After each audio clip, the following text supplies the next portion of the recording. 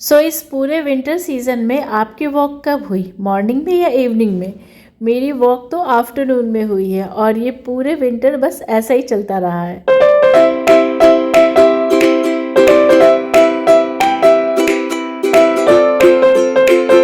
Hello everyone, मैं हूँ प्रियंका और स्वागत है आपका मेरे नए व्लॉग में। तो आज का व्लॉग डेडिकेटेड है मेरे मॉर्निंग रूटीन पे। एक्चुअली इसे मॉर्निंग नहीं कहेंगे, ये जो शेड्यूल है ये मेरे पूरे दिन का है। सुबह से उठ करके मैं वन बाय वन कौन कौन से काम निपटाती हूँ, ये पूरा एक शेड्यूल है। और इस वीडियो की क्लिपिंग लेते वक्त मेरा बेटा नॉनस्टॉप मुझसे कह रहा था कि मम्मा ये वाली क्लिपिंग आप बिल्कुल ना डालिएगा मेरे बाल बनाते हुए। फिर भी मैंने ये वाली क्लिपिंग डाल दी क्योंकि मुझे एक बहुत ही क्यूट सी क्लिपिंग लगी। और बच्चे जब तक छोटे हैं ना, जब तक ऐसी क्लिपिंग बना लो, क्योंकि मैंने कई बार अपने वीडियो में बोला है कि जब तक बच्चे छोटे हैं ना, उनकी जितनी मेमोरीज़ आप अपने पास रख सकते हो उतनी मेमोरीज़ आप रख लो। क्योंकि जब बड़े होते हैं ना और हमारे हाथ नहीं आते हैं, तब हम यही मेमोरीज़ देखते हैं और मुस्कुराते हैं। तो सुबह का जो मेरा रूटीन रहता है वो सबसे पहला यही होता है, बेटे को तैयार करना और उसको स्कूल भेजना। तो सबसे पहला काम तो यही होता है मेरा कि मैं जल्दी जल्दी बेटे का ब्रेकफास्ट बनाती हूँ, उसका लंच बनाती हूँ, उसे रेडी करती हूँ और उसे स्कूल के लिए भेजती हूँ। और इसके साथ साथ थोड़े बहुत जो पहले के कपड़े होते हैं, क्योंकि विंटर्स में ना कितने भी आप कपड़े समेटो, कितने भी आप कपड़े फोल्ड करो, निकालो, रखो, प्रॉपर कितना भी करो, हमेशा आपको एनी टाइम काउच पे, बेड पे, हैंगर्स पे आपको ढेर सारे कपड़े दिखते ही हैं टंगे हुए।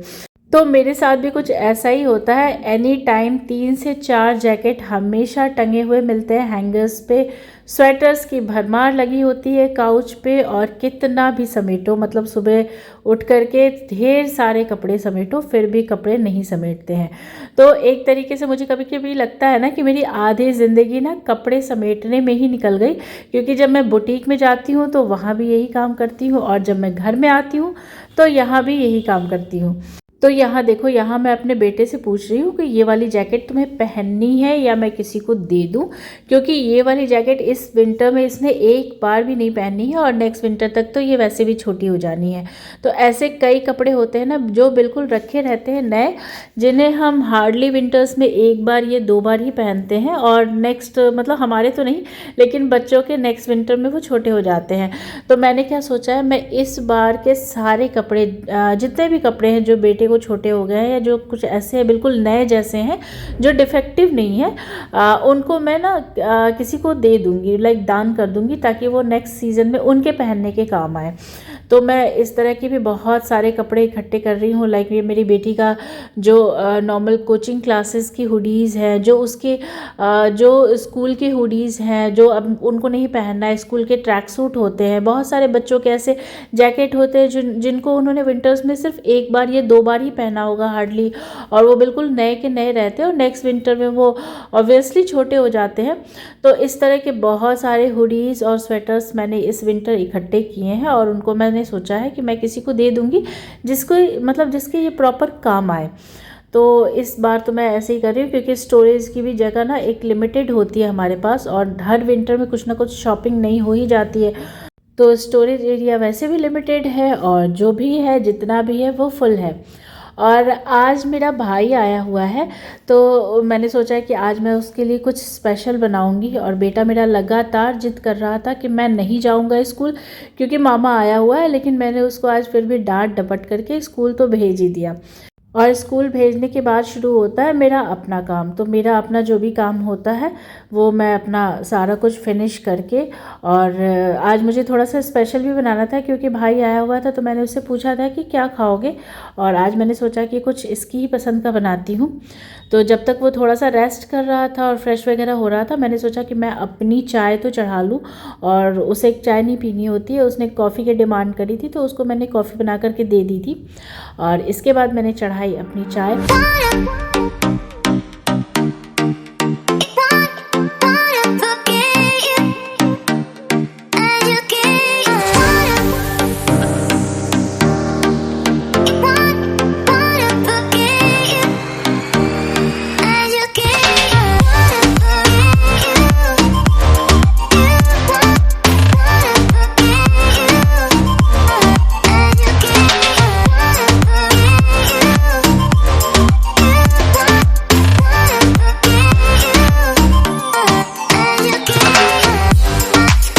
और चाय के साथ साथ बन रहा है मेरा स्पेशल नाश्ता।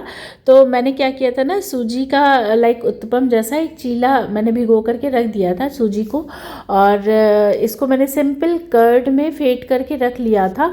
और 3-4 घंटे पहले मैं रख लेती हूँ, कभी कभी एक रात पहले मैं भिगो देती हूँ, तो इससे बहुत बढ़िया से चीला बन जाते हैं और उत्तपम जैसा एक घोल तैयार हो जाता है। तो कभी कभी मैं क्या करती हूँ, जब मुझे उत्तपम खाने का मन होता है तो मैं खूब सारी वेजीज वगैरह डालती हूँ, लेकिन आज मुझे सूजी का बिल्कुल प्लेन चीला खाना था। लाइक मुझे वेजिटेबल्स वगैरह नहीं खाने थे, मतलब बहुत ही लाइट ब्रेकफास्ट करना था। तो सिंपली मैंने क्या किया था, रवे में मतलब कर्ड डाला, और चाहे तो आप कर्ड की जगह पे इनो भी डाल सकते हैं, 1 शाशे इनो डाल दीजिए। और इसमें हम इसको भिगो देंगे, ओवरनाइट मैंने भिगो दिया था। बहुत अच्छे तरीके से ये सोख हो जाता है। और इसमें बिल्कुल एकदम हल्का सा नमक और हल्की सी लाल मिर्च डाल ली थी, और सिंपल प्लेन चीला बनाया था सूजी का विद ग्रीन चटनी। तो बहुत बढ़िया सा मेरा ब्रेकफास्ट तैयार हो गया, और बहुत ही लाइट ब्रेकफास्ट तैयार हुआ था। और लाइट ब्रेकफास्ट करने का एक रीज़न ये भी था कि आज मुझे मतलब लंच में कुछ हैवी बनाना था। तो आज मैंने लंच में सोचा था कि मैं बिरयानी बनाऊंगी, बेटे को भी बहुत पसंद है और भाई को भी बहुत पसंद है। तो आज मैंने तैयारी की है बिरयानी की। और चिकन बिरयानी की रेसिपी ना मैंने पहले भी अपने एक वीडियो में डाल रखी है। तो अगर आपने मेरे चैनल को सब्सक्राइब नहीं किया है तो आप प्लीज़ मेरे चैनल को सब्सक्राइब कर लीजिए। और उसमें मैंने अपनी चिकन बिरयानी की स्पेशल रेसिपी आपके साथ शेयर की हुई है, तो प्लीज़ आप उसको चेक कीजिएगा। और बहुत ही सिंपल, बहुत ही इजी रेसिपी है मेरी चिकन बिरयानी की। तो सबसे पहले हमने चिकन को मैरिनेट कर लिया है। तकरीबन आधा घंटा पहले मैंने चिकन को कर्ड से और अदरक लहसुन का पेस्ट, लाल मिर्च पाउडर और नमक के साथ मैरिनेट कर लिया था। राइस भी मैंने सोक कर लिया था, तो करीबन राइस भी मैंने उसी टाइम मतलब 2-3 घंटे पहले मैंने राइस भी सोक कर लिया। और जितने चिकन की क्वांटिटी होती है उतना ही हमने राइस लेना होता है। लाइक अगर चिकन 1 किलो है तो हम राइस भी लगभग 1 किलो ही लेते हैं, तो एक अच्छी क्वांटिटी की बिरयानी बन जाती है। लाइक 2 किलो तक की बिरयानी बन जाती है अप्रॉक्सीमेटली। और चिकन बिरयानी में मैं हमेशा जो प्याज है ना उसको ग्राइंड करके डालती हूँ, बहुत मतलब कम कटे हुए प्याज डालती हूँ, इससे ग्रेवी बहुत अच्छी तैयार होती है। तो आप जब भी चिकन बिरयानी बनाइए आप हमेशा प्याज पीस करके डालने की कोशिश कीजिए।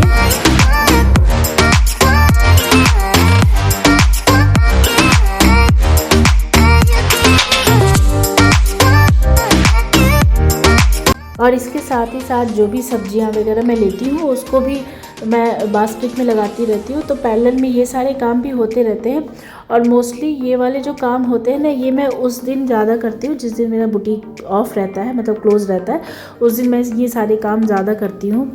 तो आज बुटीक वैसे भी क्लोज़ था, संडे था, तो मैंने सोचा था कि थोड़ी सी वेजिटेबल्स वगैरह वेजिटेबल बास्केट में मैं ठीक से एडजस्ट कर दूँगी, और साथ में खाना वाना भी बनता रहेगा। तो ये सारे काम भी मेरे पैरेलल में चलते रहते हैं।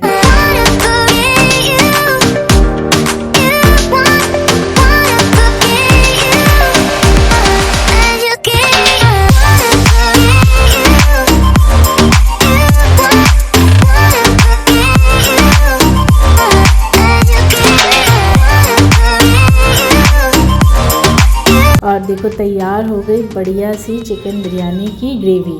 तो इस तरह की अगर ग्रेवी बनानी है तो ऑब्वियसली आप प्याज को हमेशा पीस करके डालिए। और रेडी हो गई मेरी चिकन बिरयानी। तो मैं इसको जा रही हूँ अब टेबल लगाने। तो सबसे पहले मैंने ग्रेवी रखी, इसके बाद मैंने सैलेड रखा, और इसके बाद मैंने चटनी रखी।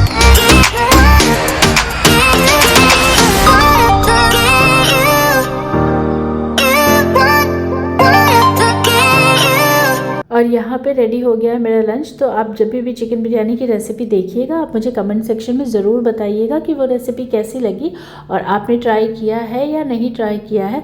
और बहुत सारे लोगों को पसंद आती है मेरी रेसिपी। बहुत ही सिंपल और बेसिक सी रेसिपी है, आप ज़रूर देखिएगा और मुझे कमेंट सेक्शन में ज़रूर बताइएगा।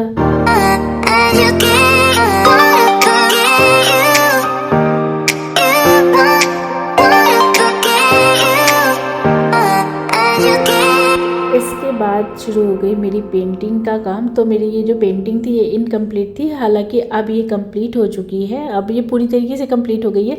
लेकिन मैं लेट नाइट तक बैठ करके मैंने ये सारी पेंटिंग्स कंप्लीट की थी, क्योंकि बहुत टाइम से ये पेंटिंग पड़ी हुई थी। तो अब ये मुझे लग रहा था कि नहीं, अब एनी हाउ मुझे इसको कंप्लीट करनी ही करनी है। और रात में बैठ करके मैंने ये सारी पेंटिंग्स कंप्लीट की। तो ये बड़े सुकून से, बड़े इत्मीनान वाला काम है जो मैं रश आवर में नहीं करती हूँ। और चूँकि आज छुट्टी थी तो मैंने सोचा था कि मैं आज इस काम को तो कंप्लीट करूँगी।